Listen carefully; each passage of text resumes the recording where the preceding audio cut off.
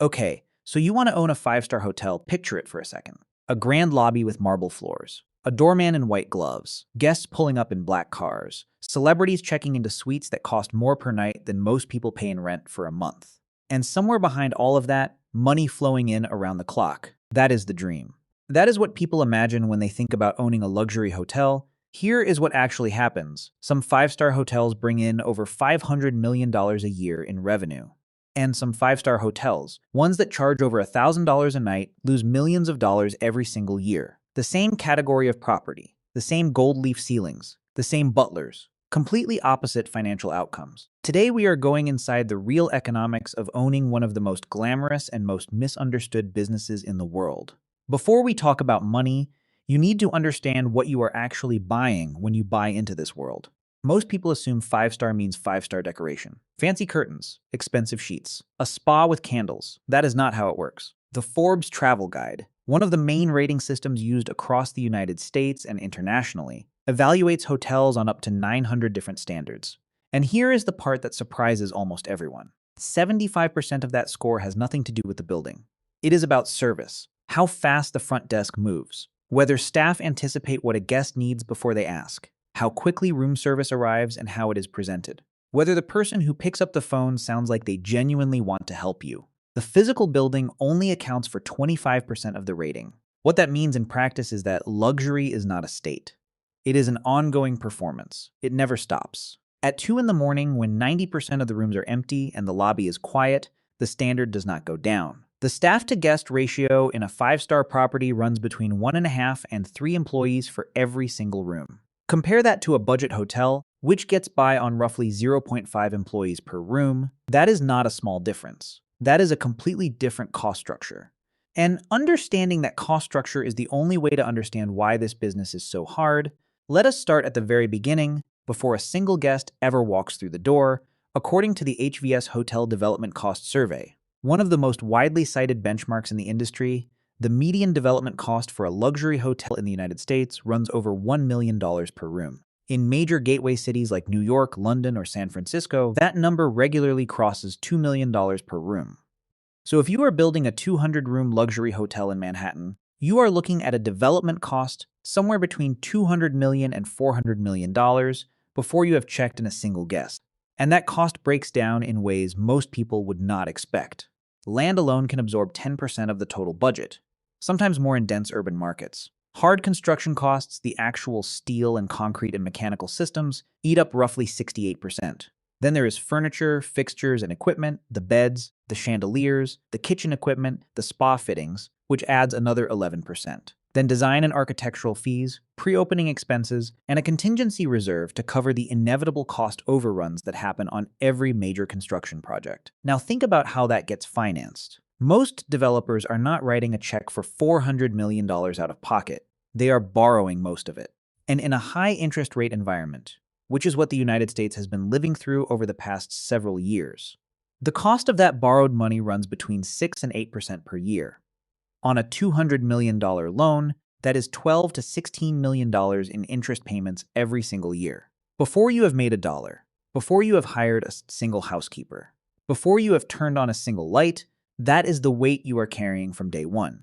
Here is something that sounds obvious until you actually think through the numbers. The same hotel building, same design, same room count, same service standards, can be worth completely different amounts depending entirely on where it sits. A five-star hotel in Midtown Manhattan can charge an average daily rate of $400 or higher. A five-star hotel in a secondary market with lower demand might charge $250 for the exact same room experience. That gap in daily rate is not a minor detail. It is the difference between a business that works and a business that does not. In the United States alone, construction costs vary massively by city. In New York, building a hotel costs around $335 per square foot in construction expenses alone. In Chicago, it is around $308. The national average sits closer to $260 per square foot. So developers in gateway cities pay a premium to build and then need to charge premium rates just to recover those costs. And there is a rule of thumb that real estate professionals in this industry actually use. For every $1,000 spent on development cost per room, the hotel needs to earn $1 in average daily rate at a stable occupancy of 65%. So if you spent $1 million per room to build your hotel, you need to be charging $1,000 per night, consistently, not just on weekends in peak season, but on a stabilized annual average, to have a prayer of covering your costs. The average daily rate for luxury hotels in major American markets sits around $394, which means that a hotel built at full modern luxury cost, $1 million per room, is structurally challenged from the day it opens. This is why almost every major luxury hotel development built in the last 20 years has not just been a hotel. It has been a mixed-use project that includes luxury residential condominiums or private membership clubs attached to the same building. Developers sell those condos before the hotel even opens, using that cash to pay down debt and make the hotel portion financially viable. The hotel, in other words, is sometimes built on the back of the real estate sales next door. Here is where most people's mental model completely falls apart. When you think of the Four Seasons, or the Ritz-Carlton, or the Waldorf Astoria, you probably imagine those brands owning the buildings their hotels operate in. Most of the time, they do not. Marriott International, which operates Ritz-Carlton, St. Regis, and BVL Gari hotels, does not own most of the properties it runs. Neither does Hilton, which operates the Waldorf Astoria brand. Neither does Hyatt with Park Hyatt. These brands are operators, not landlords. The actual buildings are typically owned by a completely different set of entities. Sovereign wealth funds from Qatar, Singapore, or Saudi Arabia buying trophy real estate as long-term wealth stores. Real estate investment trusts, known as REITs, which pool investor money to own portfolios of hotels. Private equity funds looking to buy a hotel, improve it, and sell it within 5 to 7 years. Pension funds and insurance companies looking for stable long-term returns. Wealthy family offices preserving multi-generational wealth. These owners then sign a contract with a brand called a hotel management agreement that hands day-to-day operations over to the brand in exchange for fees. The owner keeps the building. The brand runs the hotel. This management agreement is where things get very specific and very important. The brand does not just take a flat fee. There are multiple layers of payment, and every one of them comes out of the owner's revenue. First, there is the base management fee. The brand takes between 2 and 4% of all gross operating revenue, total money coming in, every single year, regardless of whether the hotel is profitable. That fee is paid whether the hotel made money or lost money. Then there is the royalty or license fee, the cost of using the brand name itself. That runs another 3 to 5% of gross rooms revenue. Then a marketing contribution, which funds the brand's global advertising campaigns and reservation systems, adds another 1 to 4%. Then loyalty program assessments, the cost of participating in the brand's rewards program, which can bring in guests but also comes with a price tag of roughly 2 to 6% of revenue generated through loyalty bookings. Add it up, and before you have paid a single employee, before you have bought a single bar of soap, the brand is taking somewhere between 10 and 15% of your revenue in fees and assessments. There is also an incentive management fee, which is a percentage of operating profit that the brand collects once the hotel reaches a certain level of profitability. This one is supposed to align the brand's interest with the owner's interests. In practice, it is one of the most heavily negotiated parts of any hotel management agreement because the definitions of what counts as profit for the purposes of calculating that fee can make an enormous difference. Now let us talk about the single largest cost on the operating side: payroll, people labor. A 5-star hotel is not a building with a nice lobby. It is a live, around-the-clock service operation staffed by hundreds of specialized workers. Housekeeping, front desk, concierge, security, engineering and maintenance, chefs, sous chef, pastry chefs, room service runners, spa therapists, groundskeepers, sales managers, revenue managers. The list goes on. For a luxury property, payroll typically runs between 32 and 38% of total revenue. That is the single largest line item in the entire budget. Here is a concrete example of how this adds up in just one department. Take housekeeping. A 200-room luxury hotel running at 80% occupancy has 160 rooms to clean each day. In a 5-star environment, the brand standard for cleaning one guest room thoroughly, the kind of cleaning that leaves everything perfectly folded and positioned, is about 45 minutes per room. An 8-hour shift gives a room attendant 480 minutes to work. Divide that into 160 rooms, and you need 15 room attendants working every single day just to clean the rooms. But 15 bodies per day does not mean 15 employees. People have days off. People get sick. People take vacations. To maintain 15 working attendants every single day of the year, you actually need closer to 21 full-time employees in the housekeeping department just for room cleaning. Then you need supervisors, one for every 8 to 12 attendants. Then a head housekeeper, then linen runners, then laundry staff. And that is one department in one hotel. When you replicate that model across every department in the building, payroll becomes a massive, mostly fixed expense that does not go down when occupancy dips. A hotel room is not like a television sitting in a warehouse. If the television does not sell today, it can sell tomorrow. If a hotel room goes unoccupied tonight, that revenue is gone forever. You cannot sell Tuesday night's room on Wednesday. This is the fundamental economic reality that drives everything in hotel management. The product expires every single night at midnight, which means that a luxury hotel operating at 60% occupancy is not just leaving 40% of its rooms empty. It is permanently destroying the revenue that those rooms could have generated. Forever, this perishability is why sophisticated hotels do not set a single room rate and hold it. They use dynamic pricing systems that adjust rates continuously based on dozens of inputs, upcoming flights into the city, local events, conferences, weather forecasts, what competitors are charging, how fast the hotel's own occupancy is filling relative to historical patterns. The same room in a major American city hotel might cost $300 on a quiet Tuesday in February.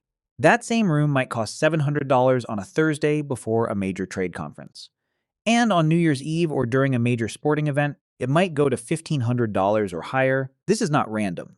It is a continuous mathematical optimization running in real time, trying to squeeze the maximum possible revenue out of every single night before that night expires. Here is something that surprises most people who think about the hotel business.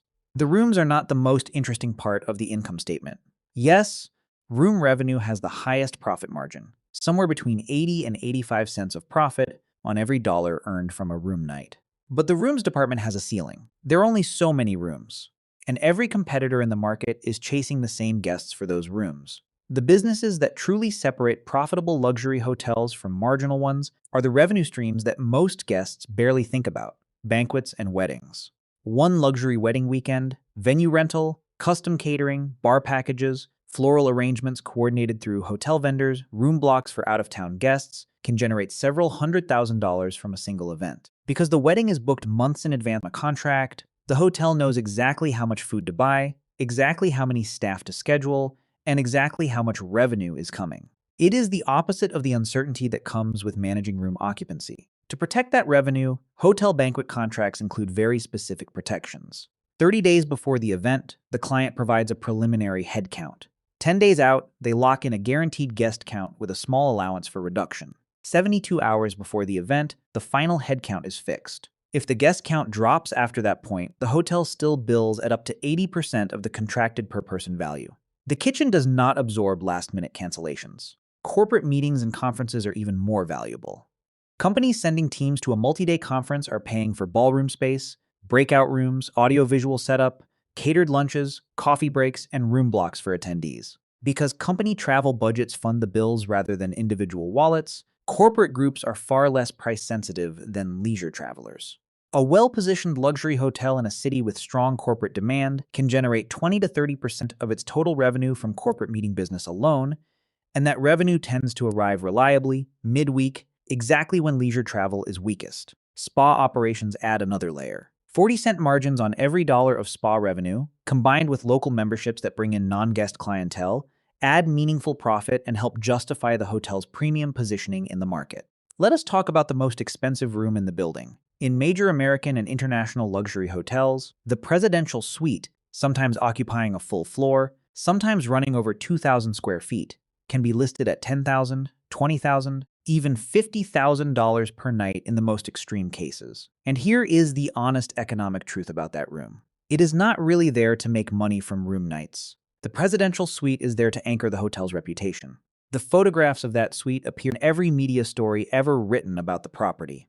The celebrities and dignitaries who stay in it generate headlines that no advertising budget could buy. When a major political figure checks in for a state visit, or a film star is photographed arriving at the hotel, the resulting media coverage functions as marketing that reaches millions of people who will never themselves spend $50,000 on a room. But some of those millions of people will book a standard room for $350. And the fact that they are staying in the same building where that celebrity stayed, even on a different floor, is part of what they are paying for. The presidential suite also serves a security function. Its private elevator access, reinforced entry points, and dedicated service corridors are specifically designed to accommodate heads of state, royal families, and ultra-high net worth guests whose security requirements make standard floor access impossible. Rarely occupied in the traditional sense, the suite exists primarily as a brand weapon. There is a cost that people almost never think about when they romanticize hotel ownership, and it is enormous: energy. A luxury hotel with between 150 and 300 rooms, a full spa, multiple restaurants, laundry facilities, heated pools, and around-the-clock air conditioning consumes between 80,000 and 170,000 kilowatt hours of electricity every single month. That does not count natural gas for heating and commercial kitchen operations. Heating and hot water alone account for 35 to 55% of the hotel's total energy consumption. Because guests take long showers, pools need to stay warm year-round, and spa facilities require sustained heat. Air conditioning across a large building adds another 10 to 25%. Commercial laundry and a luxury hotel washes thousands of towels, robes, and sheets every single day. Takes up another 10 to 20%. In practice, the energy cost per occupied room night for a luxury spa hotel in the United Kingdom runs between 65 and 110 British pounds. In the United States, comparable luxury properties face similar cost pressures relative to their market electricity and gas rates. For a hotel with high fixed energy loads, a drop in occupancy does not produce a proportional drop in energy costs. The pool still needs to be heated, the lobby still needs to be lit, the building management systems still run around the clock. This is why sophisticated hotel owners invest heavily in smart building technology. Sensors that automatically adjust room temperature when a room is unoccupied, LED retrofit programs, high-efficiency commercial laundry systems. Not as a green marketing exercise, but because the payback period on energy efficiency upgrades is often measured in months, not years. Five-star hotels have what financial professionals call high operating leverage. That phrase sounds technical, but the concept is straightforward. Your costs are mostly fixed. Your revenue is not, payroll does not drop because fewer people checked in this week. Debt service does not go away because there was a pandemic. Energy bills do not shrink because corporate travel budgets were cut. Insurance premiums, property taxes, brand fees, all of it keeps running whether the hotel is at 30% occupancy or 90% occupancy. So when revenue drops, it does not just shrink profit proportionally, it collapses it. During the pandemic, luxury hotels across New York, London, and Paris saw occupancy fall to single digits for extended periods. Properties that carried heavy debt loads, which, as we established, is almost every major luxury hotel that was built in the past 20 years. Found themselves paying interest on hundreds of millions of dollars of borrowed money while generating almost no revenue at all. This is not a hypothetical risk. It is a structural feature of the business. Recessions, geopolitical crises, pandemics, major terrorist incidents in gateway cities. Any one of these events can cut luxury travel demand rapidly and severely. And because luxury travelers are by definition spending discretionary money rather than necessity money, they are the first to cancel when conditions get uncertain. The hotels most exposed in downturns are the ones that opened recently, carry the most debt, and have not yet built up the loyal repeat guest base that provides some baseline of demand, even in difficult periods. Here is something that genuinely surprises most people. Some five-star hotels are not primarily built to generate operating profit. They are built to serve a different economic purpose entirely. Sovereign wealth funds and governments sometimes build luxury hotels to create international prestige and attract foreign direct investment into a region. The hotel is infrastructure for economic development, not a standalone yield-generating asset. Whether it makes a profit in any given year is a secondary concern. Developers sometimes build a luxury hotel in a large mixed-use project specifically to raise the property values of everything else in the development. The presence of a Ritz-Carlton or a Four Seasons on the ground floor of a new high-rise district justifies charging premium prices for the residential towers, commercial office space, and retail units next door.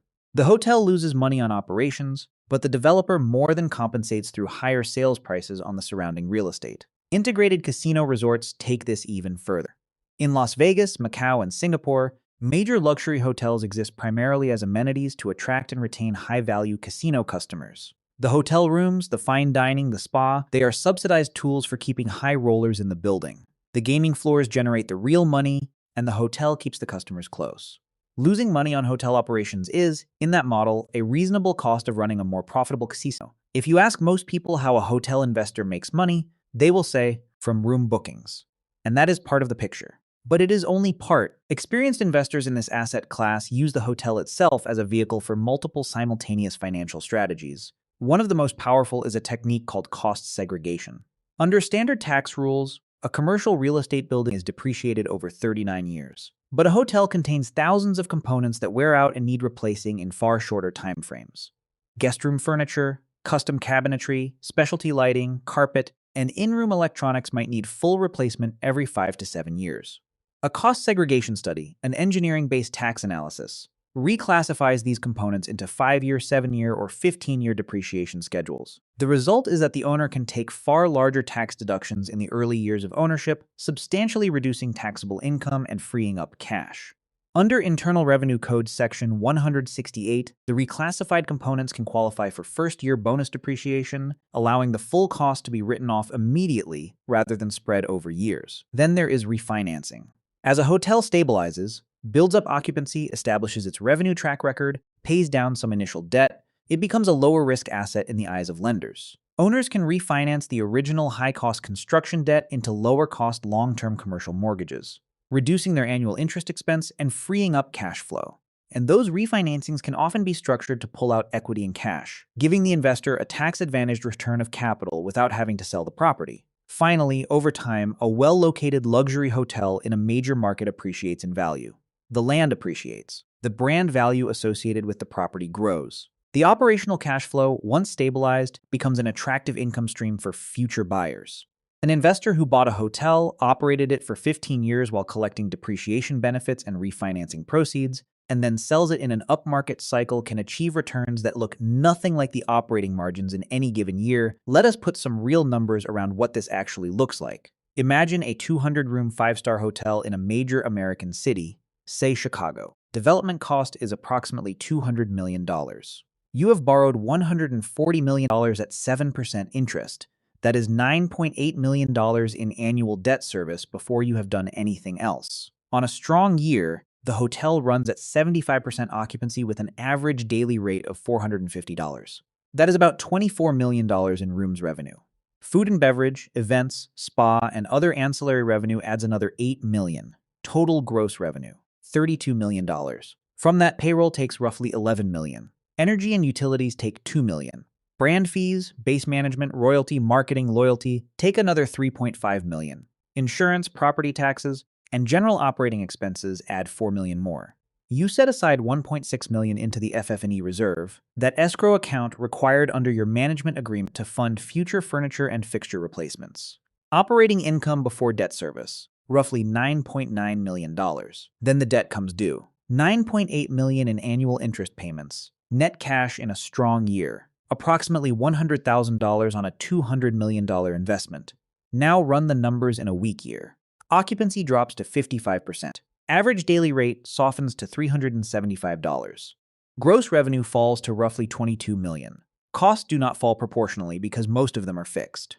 You end up with a net operating loss of several $1 million, and a loan that still requires its full interest payment regardless. The difference between those two scenarios is what the business actually is. Not a cash machine. A high-stakes, highly leveraged bet on consistent demand, sustained pricing power, and the absence of the kind of disruptions, pandemics, recessions, geopolitical crises, that history has shown up every decade or so. The owners who survive long-term are not the ones who are best at running hotels. They are the ones who structured their capital correctly from day one, who diversified across multiple properties, who used the tax advantages and the refinancing mechanics to generate returns that the operating income alone never could have delivered. And behind every perfectly made bed, every white-gloved doorman, every chandelier blazing in an empty lobby at 2 in the morning, that is the machine that is actually running.